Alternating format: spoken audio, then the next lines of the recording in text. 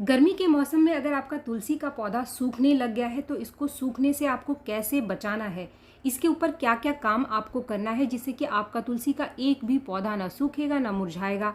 अगर आप बीजों से इसको ग्रो करना चाहते हैं तो ये काफ़ी बढ़िया समय है इसको ग्रो करने का। बीजों से किस तरीके से आप इसे ग्रो कर सकते हैं, या फिर आपने नया नया तुलसी का पौधा ला करके लगाया है तो एक छोटे से कमज़ोर पौधे को आप घना कैसे बना सकते हैं। इसके साथ ही वो कौन सा नेचुरल फर्टिलाइज़र है जो इस समय तेज़ गर्मी में तेज़ धूप में भी आपके तुलसी के पौधे को बिल्कुल हरा भरा बनाकर रखेगा और बहुत ही तेज़ी से आपका पौधा ग्रोथ करेगा। अगर उसके अंदर बिल्कुल भी ग्रोथ नहीं हो रही थी तब भी आपका तुलसी का पौधा बहुत सारी नई ब्रांचेस को निकालना शुरू कर देगा। अगर आपके तुलसी के पौधे के अंदर बहुत सारी चींटियां आकर लगने लग गई हैं तो इन चींटियों को आपको बिल्कुल नेचुरल तरीके से कैसे भगा सकते हैं आप, तो ये सारी जानकारी आज के इस वीडियो में मैं आपको देने वाली हूँ।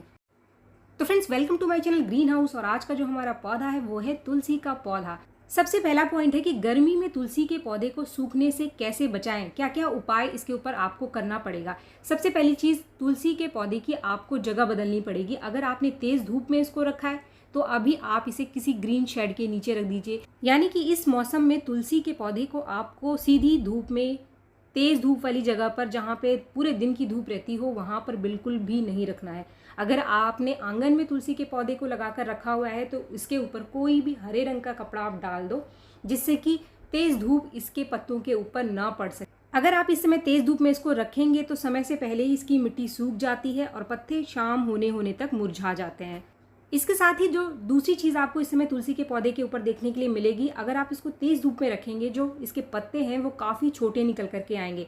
लेकिन अगर आप इसको ऐसी जगह पे रखते हैं जहाँ पर छांव है तो पत्ते हरे तो रहते ही हैं, साथ में इनके पत्तों का जो साइज़ है वो आपको ज़्यादा बड़ा मिलेगा। तो आप में से कोई भी है जो कहता है कि हमारे तुलसी के जो पत्ते हैं वो छोटे निकल करके आ रहे हैं, तो इस गर्मी के मौसम में तुलसी के पौधे को सीधी धूप में कभी भी ना रखें। अब जो दूसरा पॉइंट है वो है, मिट्टी को आपको कभी भी बहुत ज़्यादा सूखने नहीं देना है।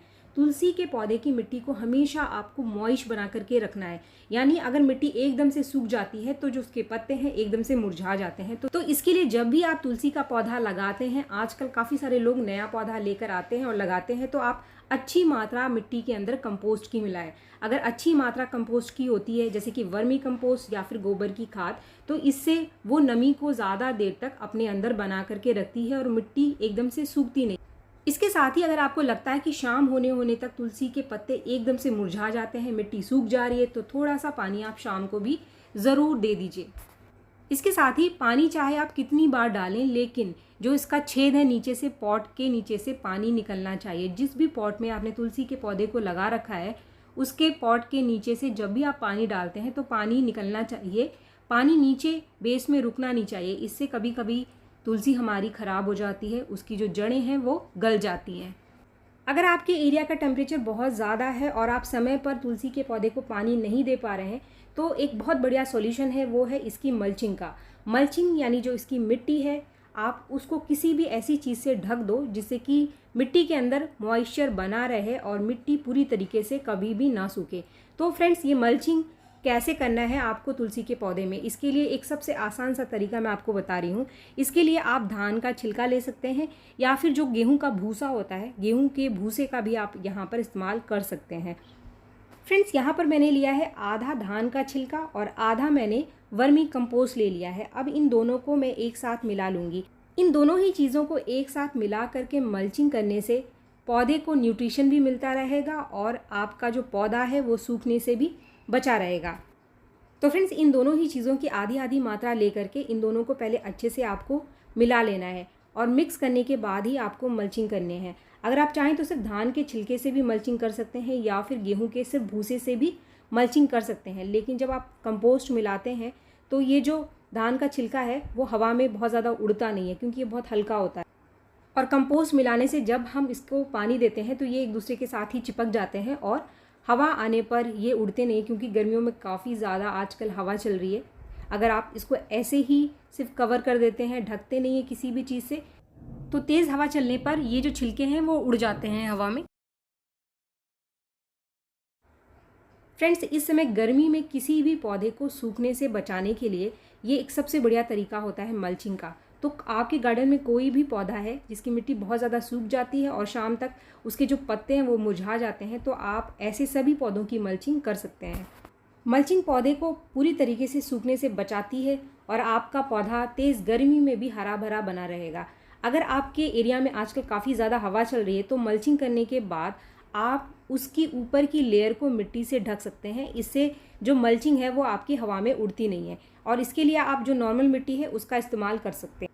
इसके बाद अगर आपको अपने तुलसी के पौधे को सूखने से बचाना है तो सुबह के टाइम जब भी आप तुलसी को पानी देते हैं तो इसके पत्तों के ऊपर अच्छे से आप पानी का स्प्रे करें। जिस भी चीज़ से आप पानी देते हैं इसके पत्तों को अच्छे से आप नहला दीजिए। ऐसा करने से जो हमारा पौधा है वो तो साफ़ सुथरा बना ही रहता है, लेकिन इसका एक और फ़ायदा है कि तेज़ धूप की वजह से हमारे पौधे के जो पत्ते हैं वो मुरझाते नहीं हैं, स्ट्रेस में नहीं जाते हैं। तो फ्रेंड्स, ये तो हमारा पहला पॉइंट था कि तुलसी के पौधे को सूखने से कैसे बचाना है। अब है हमारा दूसरा पॉइंट। अगर आपको अपने तुलसी के पौधे को घना बना करके रखना है, आप नया नया पौधा लगा रहे हो आजकल और आप चाहते हो कि शुरू से ही आपका पौधा काफ़ी सारी ब्रांचेस को निकाले, तो इसका जो सबसे बढ़िया तरीका है वो है पिंचिंग का। पिंचिंग क्या है? इसकी जो मंजरियाँ हैं इनको आपको जैसे ही ये निकलते हैं इसको आपको तोड़ते जाना है।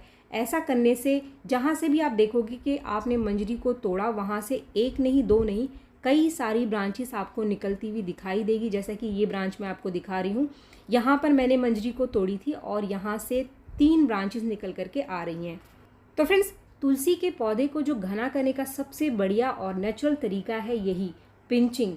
पिंचिंग आपको अपने पौधे के ऊपर लगातार बना करके रखनी है, तो शुरू से ही जो आपका पौधा है वो बरगद की तरह घना होगा, बहुत सारी ब्रांचेस को निकालेगा। इसके बाद तीसरा पॉइंट, अगर आपके पास काफ़ी सारी मंजरियाँ, सूखी मंजरियाँ रखी हुई हैं तो ये बहुत सही समय है इसकी मंजरियों को ग्रो करने का। अगर ये मंजरियाँ आपके पास सूखी पड़ी हुई हैं यानी कि तुलसी के बीज रखे हुए हैं तो आपको नए पौधे इस समय खरीदने की ज़रूरत नहीं है।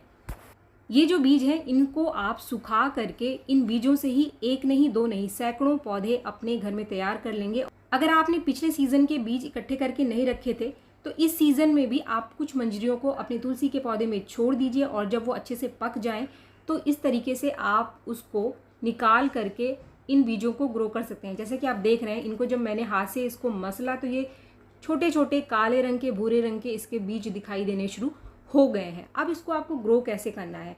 इसको ग्रो करने के लिए कोई बहुत ज़्यादा स्पेशल मिट्टी बनाने की ज़रूरत नहीं होती है। किसी भी तरीके की मिट्टी में इन मंजरियों को अगर आप बिखेर दोगे तो ये बहुत ही आसानी से इस समय गर्मियों में इसके पौधे निकल करके आ जाते हैं। यहाँ पर बस आपको एक चीज़ का ख्याल रखना है, वो ये है कि जब भी आप इसके बीजों को बिखेरते हैं तो आपको इसको किसी भी चीज़ से ढकना नहीं है, यानी मिट्टी आप इसके ऊपर बहुत ज़्यादा मत डालो। अगर आप बहुत ज़्यादा मिट्टी डाल दोगे तो इसके जो बीज हैं वो ख़राब हो जाते हैं, सड़ जाते हैं नीचे मिट्टी के अंदर। और पानी जब आप डालते हैं तो स्टार्टिंग में पानी आपको कुछ इस तरीके से ही देना है। किसी स्प्रे से आप दे सकते हो या स्प्रे ना होने पर आप इस तरीके से हाथ से भी दे सकते हैं। तेज़ धार वाली चीज़ से आप मत देना, वरना जो बीज हैं वो इधर उधर बिखर जाते हैं और अच्छे से पौधे ग्रो नहीं होते हैं।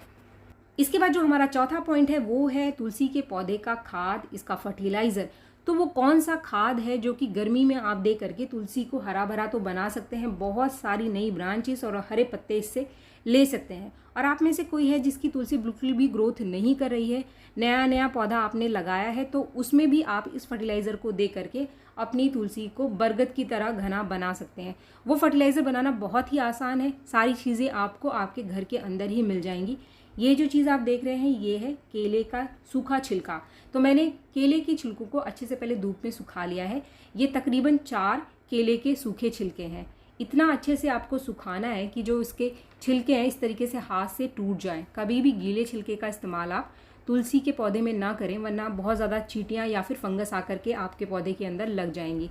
इसके साथ ही आपको एक जार ले लेना है, प्लास्टिक का कोई भी जार ले लो आप, और ये जो केले के छिलके हैं इनको तोड़ करके आपको इस जार के अंदर डालना है। इसके बाद यहाँ पर एक और चीज़ हमको लेनी है, वो चीज़ क्या है? वो भी आपको आपके घर के किचन में ही मिल जाएगी। ये जो चीज़ आप देख रहे हैं ये है 1/4 चम्मच चाय पत्ती का पाउडर। ये फ्रेश टी का पाउडर है। जो चाय पत्ती हमारे घर के अंदर चाय बनाने के लिए रखी होती है आपने, उसको पीस करके आप पाउडर बना लो और आधा चम्मच से भी कम यानी कि 1/4 चम्मच इसको मैंने यहाँ पर लिया है। यहाँ पर अब एक तीसरी चीज़ और हम डालने वाले हैं। जो केले का छिलका है वो आपकी तुलसी के पौधे को तेज़ धूप में, स्ट्रेस में जाने से बचाएगा, तो आपकी तुलसी सूखने से बची रहेगी। जो चाय पत्ती का पाउडर है वो आपके पौधे को बहुत अच्छी मात्रा में नाइट्रोजन देगा, जिससे कि बड़े और हरे पत्ते निकल करके आएंगे। अब ये जो तीसरी चीज़ आप देख रहे हैं ये है एलोवेरा। एलोवेरा इस समय आपकी तुलसी की ग्रोथ को 2 गुना बढ़ा देगी और इसकी जो तासीर होती है ये आपके पौधे को ठंडक पहुंचाती है। किसी भी पौधे में अगर आप इस मौसम में, गर्मी के मौसम में एलोवेरा का फर्टिलाइज़र देते हैं तो काफ़ी बढ़िया काम करता है एलोवेरा का फर्टिलाइज़र। इसको इस्तेमाल कैसे करना है, इसके छोटे टुकड़े बना करके ग्राइंडर मिक्सर में पीस करके आप इसका कुछ इस तरीके से पेस्ट तैयार कर लो और ये पेस्ट जो है वो हमें इसी जार के अंदर डाल देना है। अब यहाँ पर इन तीनों ही चीज़ों को मिला करके लगभग आधे लीटर पानी में इन तीनों चीज़ों को भिगो करके कम से कम 1 दिन के लिए आपको ऐसे ही रख देना है। 1 दिन बाद यानी कि अगले दिन आपको कुछ इस तरीके का रिजल्ट मिलेगा। अब टाइम है इसको हमारे पौधे के अंदर डालने का, लेकिन सारा का सारा खाद आपको अपने पौधे के अंदर नहीं देना है। कैसे देना है और कितनी मात्रा आपको देनी है वो आगे इस वीडियो में मैं आपको बताऊँगी। अब इस सारे ही लिक्विड को आपको छान लेना है और जो इसका जो सॉलिड है उसको अलग आप रख दो। हमें सिर्फ इसका जो पानी बन करके तैयार हुआ है उसी का इस्तेमाल अपने पौधे के अंदर करना है। ये जो मैटर बच गया है यानी जो सॉलिड बच गया है इसको आप अभी फेंको मत, इसमें आप फिर से एक बार पानी मिला करके रख दो और अगले दिन इसको छान करके आप किसी और पौधे में डाल देना। फ्रेंड्स, इसके बाद ये जो हमारा लिक्विड फर्टिलाइज़र बन करके तैयार हुआ है, जितना फर्टिलाइज़र आपका बना है उसका तकरीबन 4 से 5 गुना और पानी इसके अंदर आपको मिला लेना है और अब समय है इसको हमारे तुलसी के पौधे में देने का। तो आपको बस उतनी ही मात्रा अपने तुलसी के पौधे को इस खाद का देना है कि डालने के बाद जो छेद है वहाँ से पानी निकलना शुरू हो जाए। इस फर्टिलाइज़र को आप 15 से 20 दिन में एक बार अपने तुलसी के पौधे को देंगे। दूसरी चीज़, कभी भी तेज़ धूप में या बहुत ज़्यादा सूखी मिट्टी में तुलसी के पौधे में ये खाद आपको नहीं देना है। जब मिट्टी हल्की सी मॉइश हो या सुबह के टाइम आप इस खाद को दे सकते हैं। अगर आपने अपने तुलसी के पौधे की मल्चिंग कर दी है तो मल्चिंग के बाद भी इस खाद को हम तुलसी के पौधे के अंदर दे सकते हैं। इसके बाद जो आखिरी पॉइंट है हमारा वो है, इस समय अगर तुलसी के पौधे में बहुत सारी चींटियाँ आकर लग रही हैं तो बिल्कुल नेचुरल तरीके से इन चींटियों को आपको तुलसी के पौधे से कैसे भगाना है, या फिर अगर आपके तुलसी के पत्तों के ऊपर कीड़े लग रहे हैं तो आप इसके ऊपर क्या कर सकते हैं। सबसे बढ़िया सॉल्यूशन है नीम ऑयल का। आप नीम ऑयल का स्प्रे कर सकते हैं या फिर आपके घर के अंदर बेकिंग सोडा रखा हुआ है तो आप बेकिंग सोडा का स्प्रे कर सकते हैं। 1/4 चम्मच बेकिंग सोडा को 1 लीटर पानी में घोल करके आप इसके पत्तों के ऊपर अच्छे से स्प्रे कर दें, लेकिन तेज़ धूप में आपको इसका स्प्रे नहीं करना है। हमेशा सुबह के टाइम या फिर शाम के टाइम आप इसका स्प्रे अपने पौधों के ऊपर कर सकते हैं। लेकिन अगर तुलसी के पौधे की मिट्टी में बहुत ज़्यादा चींटियाँ आकर लगनी शुरू हो गई है तो ऐसे में आप सबसे पहले तो हल्दी का पाउडर बिखेर सकते हैं। लेकिन अगर आपके हल्दी के पाउडर से भी बहुत अच्छा रिजल्ट आपको नहीं मिल रहा है तो जो दूसरी चीज़ मैं आपको बता रही हूँ ये भी एक नेचुरल तरीका है और ये चीज़ आपको आपके घर के किचन में मिल जाएगी। ये जो चीज़ आप देख रहे हैं ये है दालचीनी का पाउडर। इसको बनाना बहुत ही आसान है। दालचीनी के टुकड़ों को आप ग्राइंडर मिक्सर में पीस करके ये पाउडर बहुत ही आसानी से घर में तैयार कर सकते हैं।